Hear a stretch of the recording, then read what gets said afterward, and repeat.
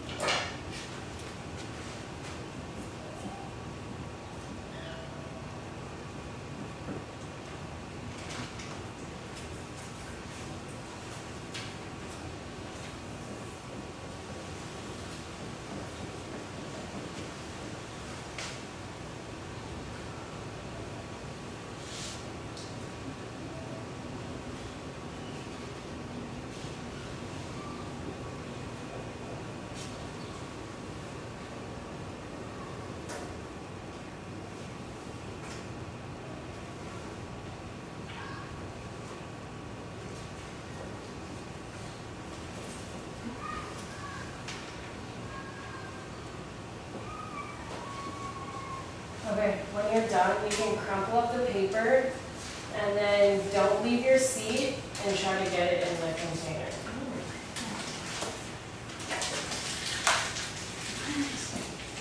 Now I better make it right there. Sign up. Did they? Oh, seriously? Oh! Uh-oh. Okay. We got one. You got No, do you have one left? No, is that everyone? Yeah. Oh yeah, okay. Alright.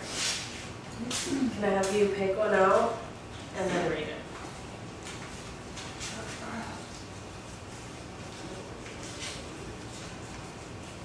Okay. It says responsibility, disappointment, and trust. Okay. Can you read them?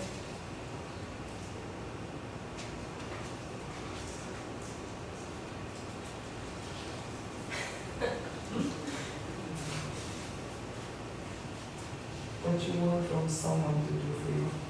Okay.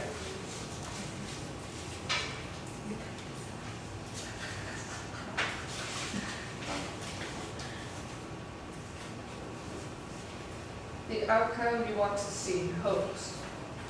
Nice.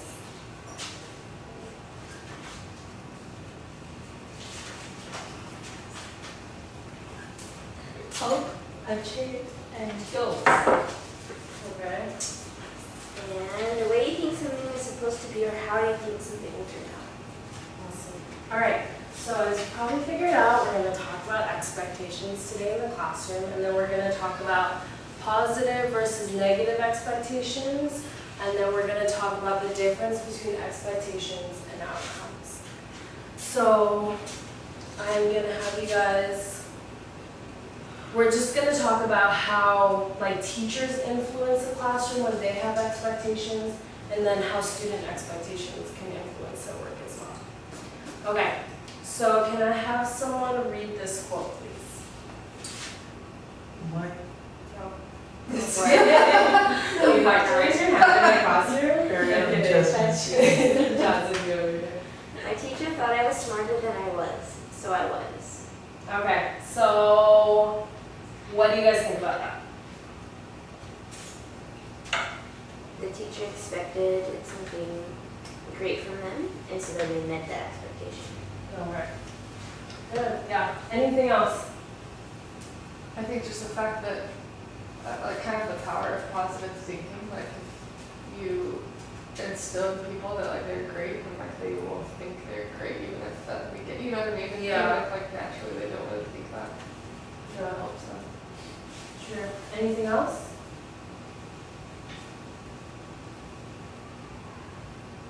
No. My teacher thought I was smarter than I was, so I was.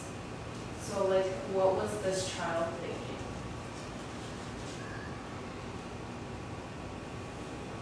Like for me, I think it's incredible the way that the student realized what the teacher wanted from them. And like, this teacher probably didn't go up to them and say, hey, I think you're smart, but just maybe by their actions, this 6-year-old was able to say, hey, I'm doing better because my teacher thinks I can do this. All right? Okay, so I want you to think about this quote as we're kind of going through the content, and then we'll come back to it at the end of the lesson. Okay, so we're going to talk about kind of a classic study that was done on expectations in the classroom. And so this kind of helps us to understand how we came to learn about how expectations influence the classroom. And so what these people did, there was a researcher from Harvard and someone that worked in schools in San Francisco. And so they went to a specific school, and it was called Oak School. And they went to the administrators and they had them do this experiment. And what they did was they went to all the teachers in the school. Okay, well, first they pre-tested all the students. So they just did like a general test to see how well they were doing. And then they went to the teachers and they said, hey, you're a special teacher and I picked you for a reason. And you have these special students that are in your class. And so they just randomly selected like 20% of the class to be like special students. And so they said there's 2 conditions. You can't tell the student that they're special, and you can't tell the parents. And so they just said, you're lucky enough to have these students in your class, we're just letting you know. And so they just went about their day, and then 8 months later, they retested the students. And they tested them and saw that those that were designated as like the special students in the class, they actually still showed like significant intellectual growth within that time period. And those that weren't designated as special students didn't really show like significant growth within that time. And so the administrators went to the teachers and they're like, hey, these are the results from our tests. And the teachers were like, well, that makes sense, right? Because you said they were special students, so it would make sense why they're showing these results. And the administrator said to them, well, actually, we just picked these students at random. There was no special students or anything. And the teachers were like, okay, well, you came to me and told me I was a special teacher, so that's probably why they did so well. And they're like, well, actually, all the teachers in the school were part of this experiment. And so it kind of showed us the effects of expectations in the classroom. So what do you think maybe happened in those classrooms that produced these results? Yeah.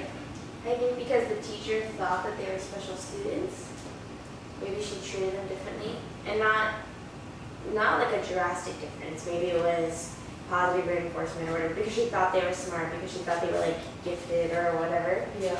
And maybe just that little reinforcement helped the students to also think that about themselves, just like that previous quote. Yeah. So That's true. Anything else? Like if you were in this class, maybe if you're observing this class, what would you see that maybe would have this effect? Like what the teacher was doing in the classroom? If I was observing, so I would see the teacher, so they care about the student or do some stuff, just step by step. If the student, they didn't understand, they will raise their hand, ask questions, just kind of participate and also be patient to ask them. Yeah. Anything else?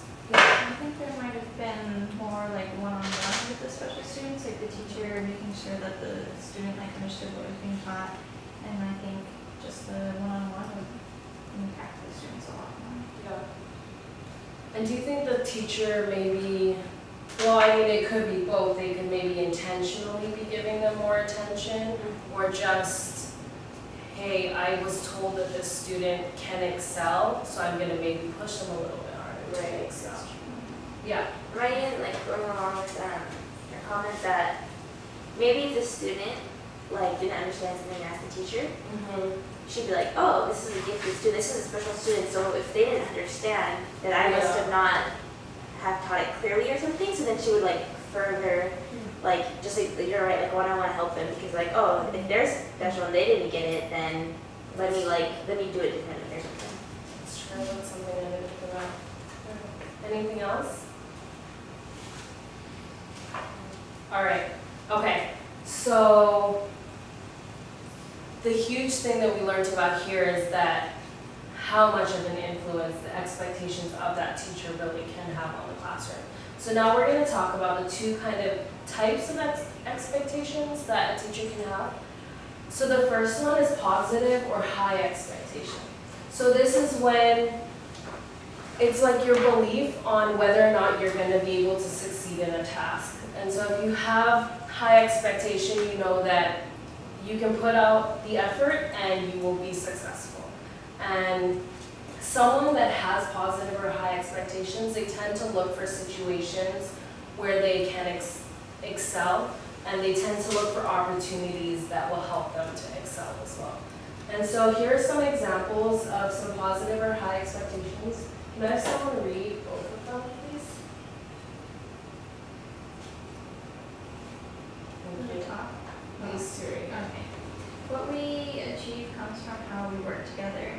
I believe that every child can learn and will achieve to his or her fullest potential. Okay. So these are some examples of maybe this is like a teacher in a classroom, and they truly believe that every child can excel. And so that will help them to look for opportunities that will help those students to excel in the classroom. And so as a result, whatever you want to happen in a classroom will happen in that classroom. Okay? And then there's negative or low expectations. And so this is a pessimistic belief that no matter what you do, either you or someone else is going to fail. And so you're constantly looking for ways to either justify why you failed or proof of failure. And so some examples could be these kids just don't want to learn. So that's like your justification for why no matter what you do, they're not going to learn, so why try? Or they can't read, they can't spell, they can't sit still, they can't behave. And so this could be your proof of why maybe they didn't get the scores that you wanted them to get on that test, or why you didn't try hard enough to teach them the content. And so as a result, what you expect not to happen won't happen. And so these are the effects of low expectations, especially in the classroom. Do you guys have any questions or comments about that? Okay. All right. And so, just really quickly, expectations are different from standards. So, what are some examples of some standards that we have, or that you've come across?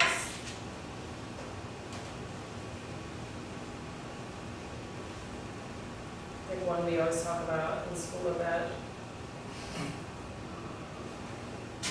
Like dress code standards? Yeah, dress code standards. Anything else? Honor code. Honor code, Common Core, like, pardon? Yeah, exactly. And so like, these are levels of achievement. And so like a standard is kind of telling you where you want to be. And so that's different from an expectation, because an expectation is whether or not you think that you can get to that standard. All right? And can someone please read this first line, or the second one right here? Teachers who practice positive expectations will help their students achieve high standards. Yeah. So that just kind of shows the relationship between, if you have high expectations for someone, you help them to achieve those high standards. And then this one, teachers who practice negative expectations will prevent their students from reaching high standards. So if you don't believe that they can do it, more than likely they're not going to be able to do it, either because they don't have your support or they also don't believe in themselves if you don't believe in them. Okay. So what I'm going to have you guys do is I want you to look at this quote again. It says, "My teacher thought I was smarter than I was, so I was." And I'm going to give you guys another piece of paper. And what I want you to do is just, now that we've talked about the content, maybe just write, expound on what you know about expectations and maybe like how this 6-year-old is influenced by a teacher in a classroom or just anything. And then we'll do the same thing again.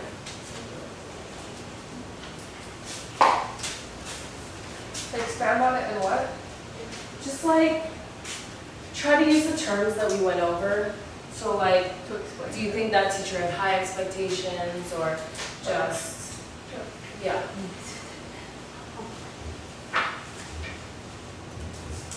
Or like maybe how you think about expectations now versus when we started the class.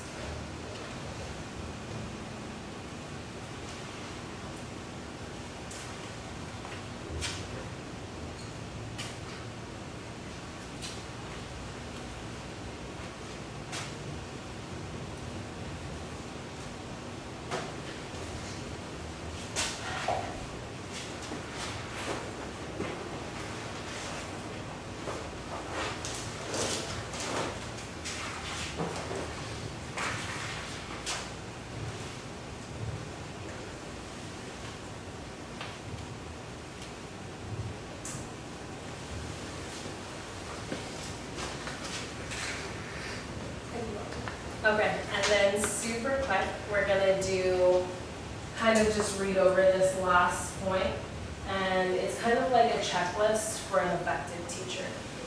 Can someone read number 1, please? Yeah. As a statement of positive expectation ready for the first day of school. Okay, number 2? Create a classroom environment that communicates positive expectations. Okay, number 3? Yep, Conveys positive expectations to all students. perfect. And number 4? Thanks. Has a personal attitude of high expectations. Okay, awesome. So these are rules for being an effective teacher, and I just want you guys to look at those papers and really think about what you can do to change your expectations of your students and how you can help them to be more successful in the classroom. Okay, thank you.